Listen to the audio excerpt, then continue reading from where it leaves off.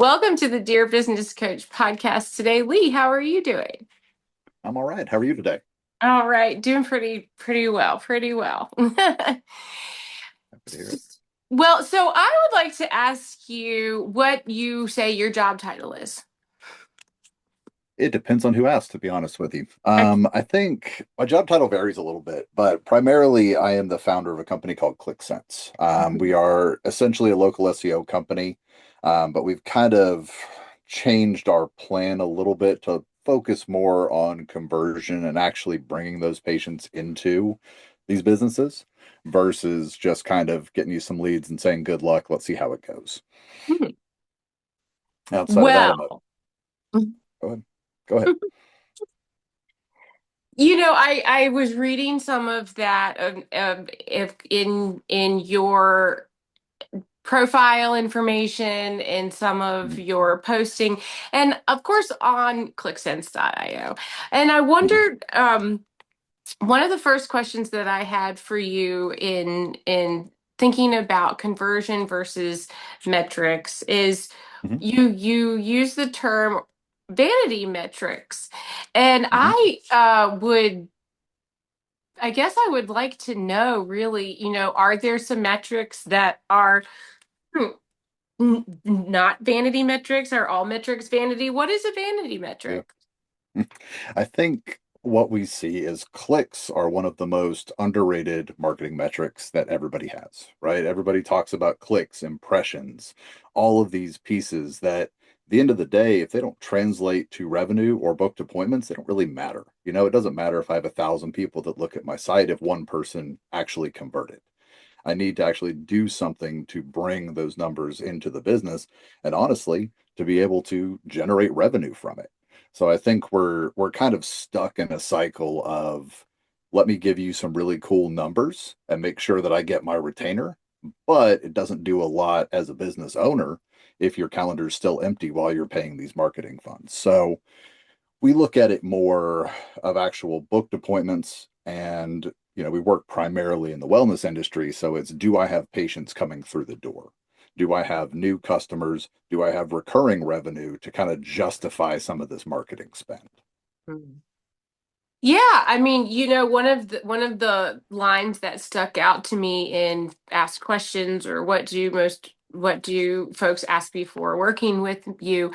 It had to do with getting to as you're saying now, customer coming into the door and booking an appointment. And Mhm. I mean, I set appointments all day long, right? I mean, is Yeah. this um it's how integrated do you personally, Lee, or your team need to be right with my business to know that that appointment is a good client for me, is a qualified client for me? Yeah. Yeah, it depends on the setup. I think, I'll talk about a med spa we work with.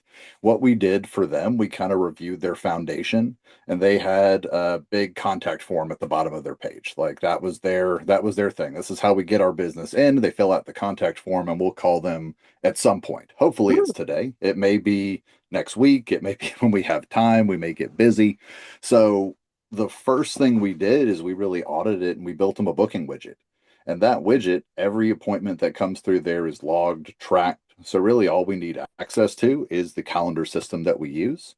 And we can actually attribute those clicks, those views, those impressions to a real person that now says, hey, I want to do this service. I want to start something with this business. Yeah. So, I mean, does that mean that I'm like patching my phone through to you? No, it doesn't. I don't want that responsibility. It is more of a we look at it as a monthly kind of let me tell you what came in and we verify these and then we continue to adapt, we continue to optimize, we continue to change those things. So if month one we got two new customers, okay, cool. Let's see how we can get more of those using some of these things. We use local SEO, we use ad campaigns, we use automations kind of to retarget and re-engage people, but which kind of lever do we need to pull to get you the best result? And we use that based on actual data, not just Hmm. visits to your website. Well, data and where it comes from is something that I am always curious about. How Yeah. does that work for you? I mean, how do you Mhm. know that data that you're looking at is good data? Because we've tested it mostly. Honestly, when we started, we did the same thing as everybody else. I can log the traffic going to your website. I can say people are visiting. I can say our local SEO is working, right? But when we started looking at these metrics, we started being able to piece it together to say what actually moves the needle for these businesses. And now people are more skeptical than ever, right? They Mm, have reason to be. There's a lot of bad advice. There are a lot of bad companies out there. There are a lot of people that just want to kind of get in and get out, get your money and go. But I think what we look for is that partnership piece where we actually talk it through. How does your calendar look? We've noticed we've been able to track these 26 people that came through your business. Were they actual customers? Did they make through? Are we missing something? So kind of putting all those mm. pieces in place, we're able to say, and a lot of this is based on conversation, right? That data comes from the systems we build, but we need to make sure it's real by validating it with the business owner.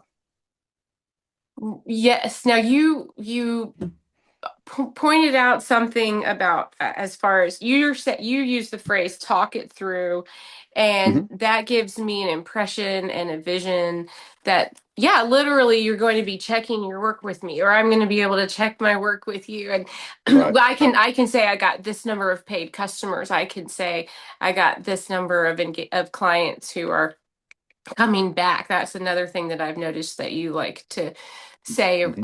as well is we Right. also are interested in the repeat business and getting folks Yep. continually engaged. Um, Mm-hmm. and I joked about asking you, does my phone patch through to you? But that is Yep. actually what I think about when you say the content, when you say, there is a med spa that we were working with that Mm-hmm. had was collecting information from visitors via a contact form, and it sounded like they thought, oh, now I have a list of leads that I can call through tonight when I'm Right. done working or something, and Mm-hmm. and Yeah. and Yeah. then manually book new appointments.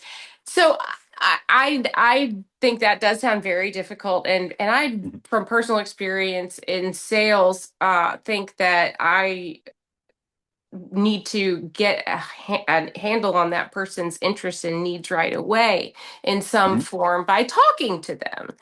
Right. Or Right. so I want to learn how, like, maybe that person does need to book with me today. Maybe that Mm-hmm. person needs a consultation a week from now.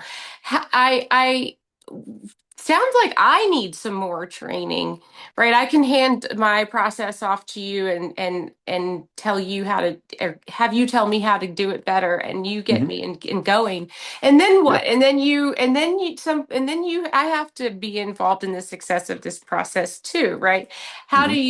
How do you get to um handle that client first and then give that client to me? How do I know what they've Yeah. been through with you so that I am still the professional when they get back to me? Right.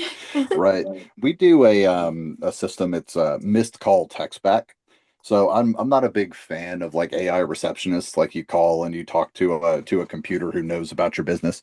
I'm we've started doing the missed call text back because what it does, if you're not available, right? You're with a customer, you're with a client, you're with a patient, you're not always able to get to the phone. Your receptionist checking somebody in. They're not able to do kind of the basic things to get through the call to really kind of explain things. So we do kind of a missed call text back. Any lead that comes through any phone call immediately gets a text that says, "Hey, sorry, we missed your call. How can we help?"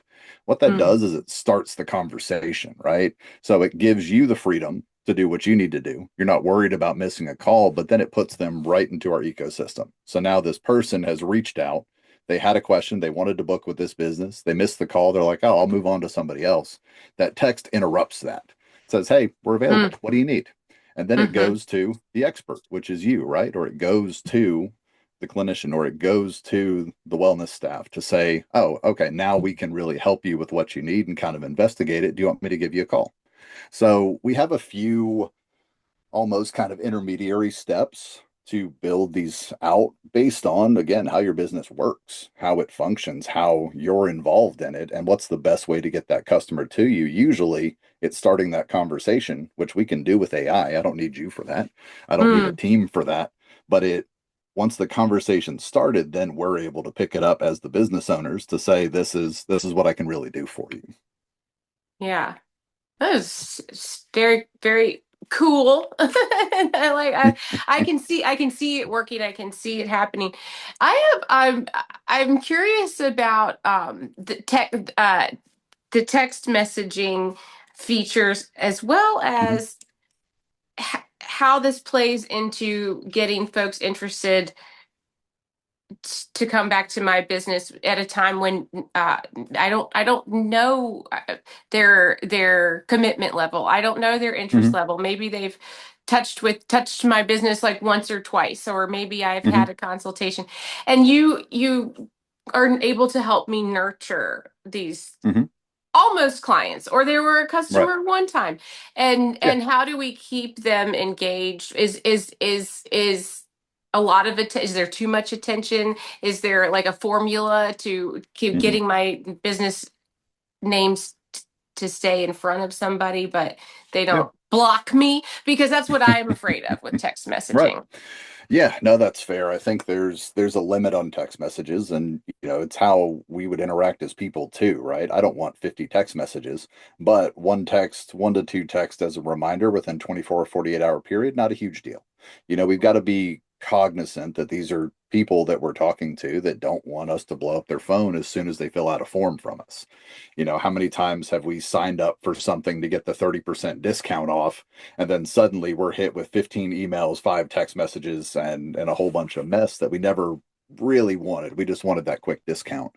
So I think, like, when we look at the customers, if we're talking about kind of reactivating an existing customer, we have somebody that has worked with us before, that likes us, that we've just fallen off the radar. Emails are a really Mm, good way to do that. A quick text message. I'm not a big fan of, like, come in for this big discount. We haven't seen you in a while.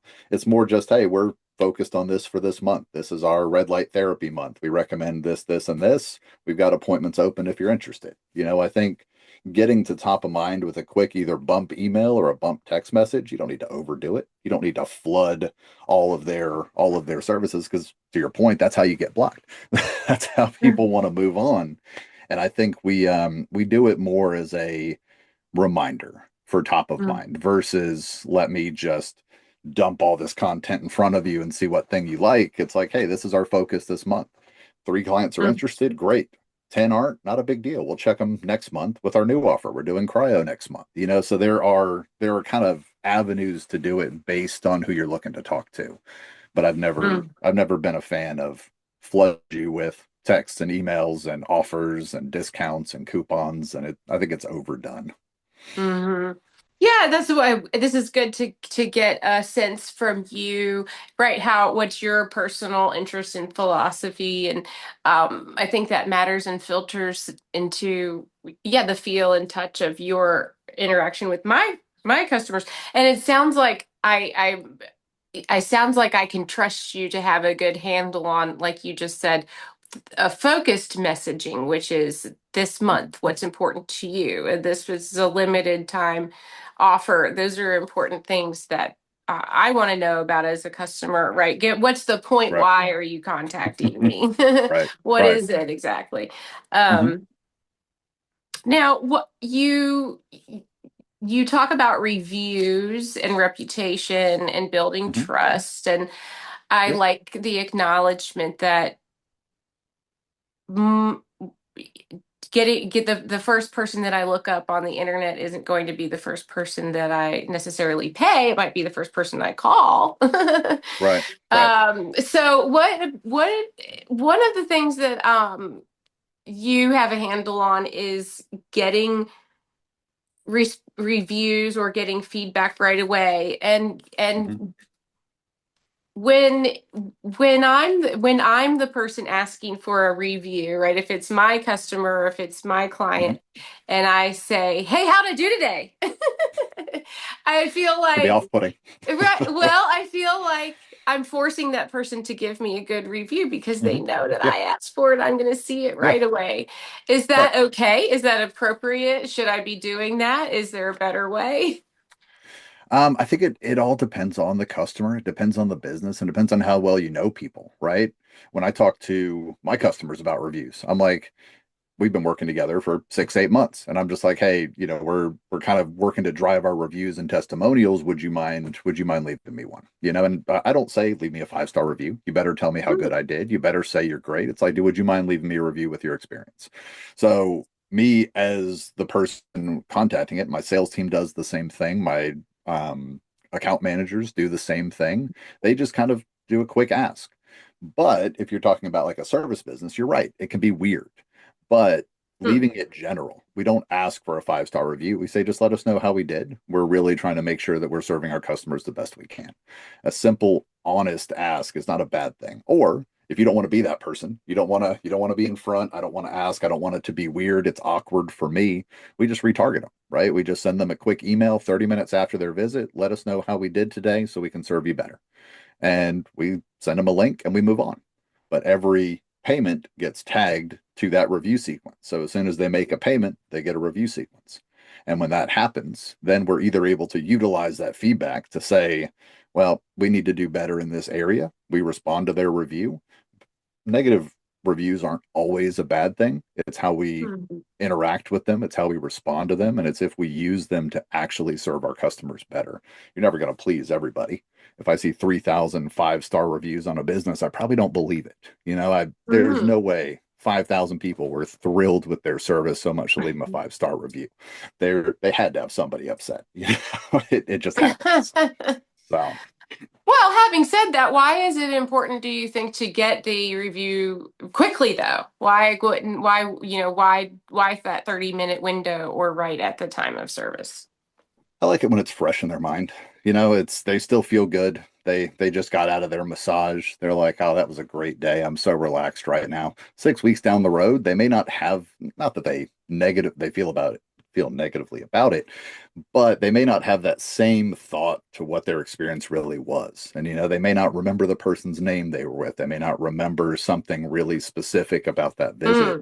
Mm. And I like, while we're top of mind, to get that request out there. And then we send a follow up 24 hours, 48 hours if we don't get one. And then we move on until their next visit. So again, we don't want to flood them. Leave me a review, leave me a review, leave me a review. They get a couple reminders, and then it's okay. I don't want to impact your day just to get me a review. So Hmm.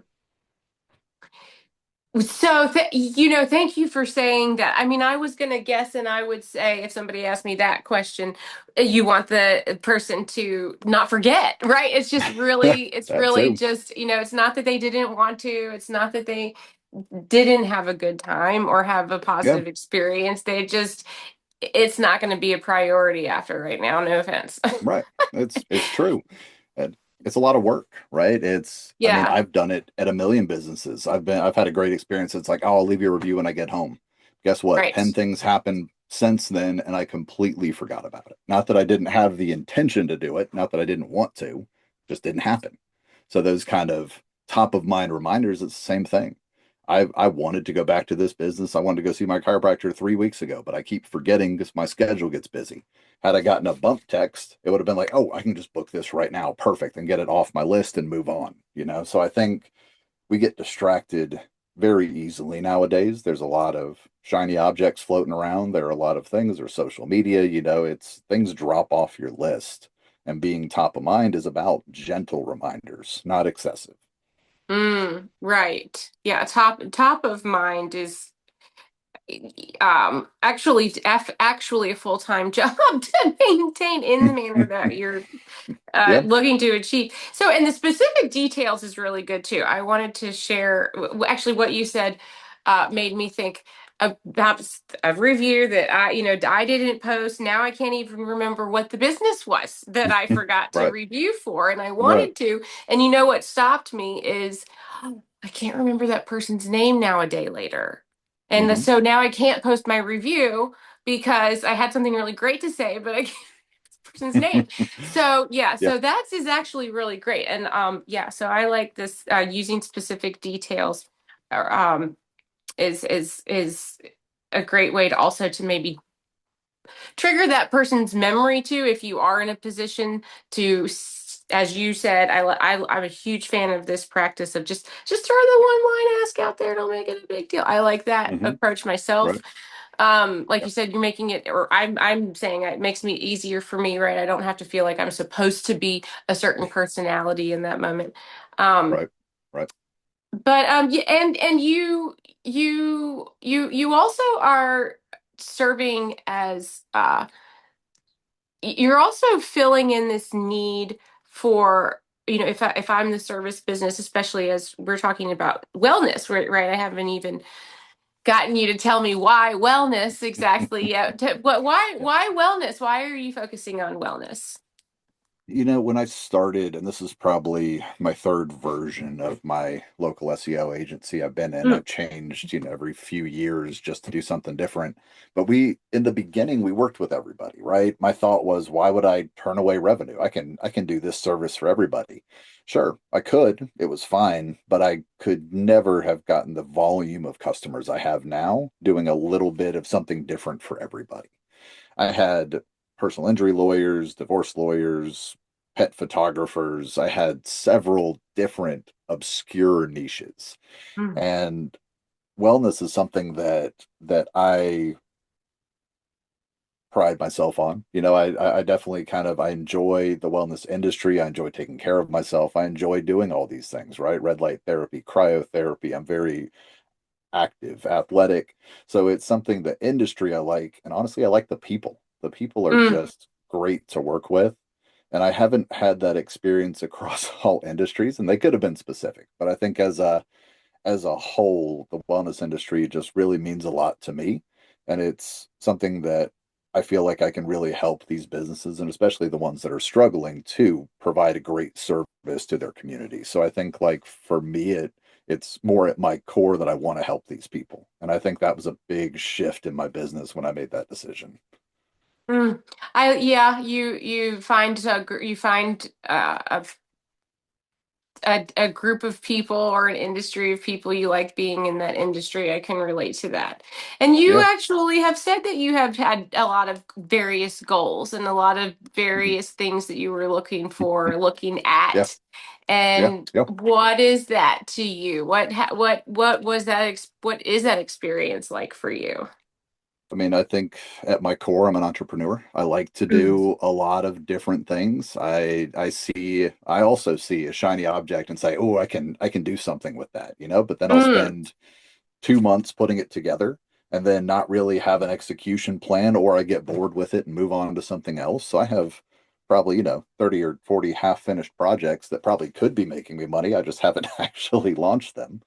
But I've learned, and really I've done a lot of self-reflection over the past year, and I've really learned that I need to really focus on an area. And as soon as I did with my business, it exponentially got better. I wasn't doing 150 things. I was doing one thing really well. And I think what mm, I've learned is that shiny objects don't scale. You don't make any money from shiny objects. You need to really be good at what you're doing, and then you can do something else, right? You want to really focus on your area. mm. So I wondered, do you find yourself saying that to your customers, even though they didn't hire you Mhm. necessarily for personal advice? Yeah, yeah, That's what marketing feels like. yeah. Well, let me try something else. Well, let me try something else. And then Right. also, I've also been given the advice, well, you kind of have to try everything. I've So heard what that do a you lot. what do you think about that?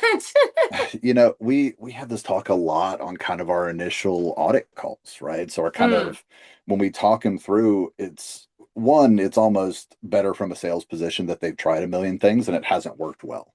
mm, I I talk to people about their systems all the time, and I'm like, it's a Frankenstein system. It works, it doesn't work well, and if anything breaks, you don't know what broke. Like, you need to mm, really build your foundation before you start pouring money into ads, getting all these leads coming in, and now you're not even responding to them. So you're essentially lighting money on fire. You're getting leads. This agency is telling you, hey, you're getting them, but why aren't they converting? Because we're not calling them. We're not doing all of these fundamental pieces, but it's one that really looking at it as a whole and saying, what are we doing? What's working and what can be better? It kind of focuses us away from those shiny objects. It's like, I really want you to focus in this area, and half, probably at least half to 70%, we do a full foundational rebuild on these businesses, from their website to their landing pages to their follow-up systems to their CRM. We just have all these different touch points that we outline in our wellness growth roadmap that we kind of give away. It's more of like a little quiz. You take it, you say what you're doing, and then it gives you a whole report on what you should be doing, what you should focus on, and kind of step by step by the week. So it kind of helps really kind of laser target some of those recommendations. Yeah, no, I appreciate this idea of building the foundation, and I like what you said about how if it something breaks you, or if it altogether breaks, we don't know what broke or what broke it. Right, right. And that is I have well, used this idea of examining each section on your each piece of the system on its own so that I understand each little part, right? But if I'm adding a piece from one system and a piece from another system, it gets really complicated. And then I end up Okay. spending a lot of money on each of these individual pieces, like the calendar Right. piece, the website piece, the service piece, the follow-up piece. Yeah. And Yeah. I'm doing a lot of that right now myself. And you said that that's not scalable. Mhm. And Yeah. does that, I wonder, if to be scalable, does that mean I actually need one program? I mean, are you Mhm. suggesting, like, in a technology sense, I'm actually getting rid of some of the programs that I'm using and actually Mhm. simplifying, like, the number of tools? Or, I mean, or Mhm. that's probably something you would look at with me. Right. So we would take a look at the whole piece of it, right? It's not always about eliminating. It's not always about pushing one single platform for everything. It's nice. It's nice to have everything on one dashboard and I click around and it's all right there. I don't have to kind of jump systems. But what I really want to know, and what these businesses should know, is if somebody reaches out to me, do I know? How do I contact them? How quickly do I contact them? And Mm, then am I getting a conversion? And if those pieces are in place, we can always build on that. But if one of those things isn't, right? Somebody reaches mm, out on my contact form and I don't reach out to them for 6 weeks, I lost a customer. They may come back, but I lost them because they went somebody else who immediately responded. I looked for landscaping stuff this morning because I need to change my landscaper, but I reached out to three using local service ads because I sell those too. So I like local service ads. But I reached out to three, and one of them immediately texted me back and said, "Do you have time for a call so I can run through the details?" That one got my business. The other two, mm, I've heard from one about 3 hours later, said sorry, I went with somebody, and I still haven't heard from the third one. So when we mm. look at these, I've already made a decision and I've already paid somebody. So it's kind of when we Wow. have to be that quick. Yeah. Yeah. Well, right. Well, and so what are those basic pieces that we need to know? You really just said it right there, right? Who's this customer? How quickly do I need to get back to them? Hmm. And that's we were just talking about tools and marketing, and never Hmm. once did I even talk about either of those two things in the last 5 minutes asking you about that, right? What is it that we Yeah, need to yeah. know from our marketing? Who is it? How do I contact them? And how quickly do I get back to them? Yep. Yep. And I Yeah. think those are really your foundation pieces. And there are a million other ways we can do it, right? Where are these leads coming from? How many people do we get from each channel? Which channel should I focus on? But that's all Mhm. later. We have to really start it at the base level and make sure that these pieces are in place. Whether it's 10 tools or not, does it get to me? Does it get to my team? Does it get to who it's supposed to? And am I converting those leads? Once you have that, then you can build however big you want from that point. And all of it has, its own little challenges when you're creating it, but you can turn that into something. If you're losing people before you even talk to them, it doesn't matter what you do. It doesn't matter how much money you pour on it. You're always going to waste money. Mm. Well, I think that is what I want people to hear last. Thank you for coming to this show, Lee Thompson, Absolutely. ClickSense.io, and I actually want folks to look out for the Dear Business Coach podcast newsletter so that they can check out that newsletter highlighted with your episode soon. And Perfect. I hope I get to talk to you again shortly, and I hope I get to pick your brain a little bit more some other time. Yep. Sounds great. All right. Well, thank you so much. I hope you have a great day. All right. Thanks. You too. Bye.